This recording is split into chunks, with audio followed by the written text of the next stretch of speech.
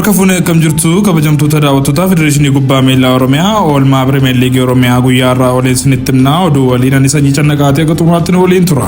Sanbata irraa taphoonni Pirimeer Liigii Oromiyaa torbee shanaffaan afur geggeeffamanii oolaniiru. Pirimeer Liigiin Oromiyaa isteediyamii magaalaa Sallaatti sanbata xiqqaa irraa geggeeffameen taphoonni torbee shanaffaa geggeeffamaniiru. Ganama sa'aatii 3tti Sanbituun Diksiis waliin tapha taasiseen bulchiinsi magaalaa Sanbituu fi Diksiis galchii malee qabxii qooddachuun bahaniiru. Sa'aatii 5tti ammoo Walisoon Sirtii waliin morkii geggeesseen Sirtiin galchii tokkoof duwwaan Walisoo injifateera. Galchii injifannoo kanas daqiiqaa 50 irratti Abinnat Baasgunaa lakkoofsiseera. Kanumaanis taphataa Orji taphichaa ta'uun badhaafameera.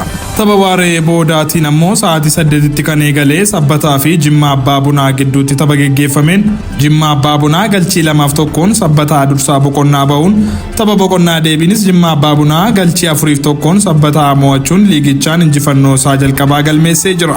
Abrahaam Walde Goorgisis taphataa Orji taphichaa ta'uun Jimmaa Abbaa Bunaa irraa badhaafameera. Kilaboonni lameen liigiiwwan biyyaalessaa keessatti muuxannoo yeroo dheeraa kan qaban yoo ta'u Pirimeer Liigii Itoophiyaas dorgomaa turaniiru. Pirimeer Liigii Oromiyaa hanga torbee afuraffaatti Jimmaa Abbaa Bunaa injifannoo galmeessuun kan isa rakkisee fi taphoota 4 taphatee qabxii 12 argachuu malee keessaa tokko qofa argate. Sabbataan immoo taphoota 4 taasiseen 2 injifachuun tokko qixa ba'uun tokko ammoo injifatamee qabxii 7 gabatee liigichaa sadarkaa 4ffaa irratti argama.